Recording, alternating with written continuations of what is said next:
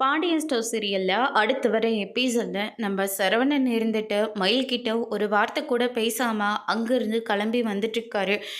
சரவணன் வேற எங்கேயாவது போயிடுவாங்களா, இல்லை சரவணன் ஏதாவது தப்பான முடிவு எடுத்துருவாங்களா அப்படின்னு சொல்லிட்டு கதிரும் பின்னாடியே போயிட்டுருக்காங்க. அண்ணன் நீ இப்போ எங்கன்னா கிளம்பிட்ட அப்படின்னு சொல்லிட்டு கேட்கவும், நான் கடைக்கு போகிறேன்டா, கடையில் நிறைய வேலை இருக்குது, டெலிவரி எல்லாம் பார்க்க வேண்டியதாக இருக்குது அப்படின்ற மாதிரி சொன்ன உடனே கதிர் நீ செய்கிற எல்லா வேலையும் நான் உனக்காக போய் பண்ணிகிட்ருக்கேன், நீ வீட்டில் போய் அவங்களுக்கு அவங்க கூட இருந்து ரெஸ்ட் எடுன அப்படின்ற மாதிரி சொல்லிடுறாங்க. யார் கூட இருக்க சொல்கிற, இங்கே பாரு எனக்கெல்லாம் எந்த கவலையும் இல்லை. அண்ணா உனக்கு கவலை இல்லாமல் இருக்கலான்னு, ஆனால் நான் வரும்போதோ அவங்க அழுந்துக்கிட்டே இருந்தாங்க, அவங்களுக்காச்சும் நீ ஏதாச்சும் பேசணும்ல. இல்லைடா என்னை விடு, நான் கடைக்கு போகணும் அப்படின்னு சொல்லிட்டு சரவணன் நேராக கடைக்கு போகிறாங்க. என்னடா இது நடந்தே வந்துட்டுருக்கு, கூட வேறு இவனும் வந்துட்டுருக்கான்.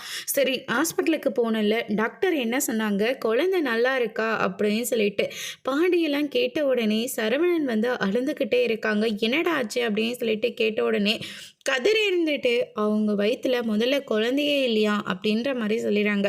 இதை கேட்டோன்னா பாண்டியன் ரொம்பவே ஷாக் ஆகுறாங்க. அதோட பிரம முடிச்சிருக்காங்க.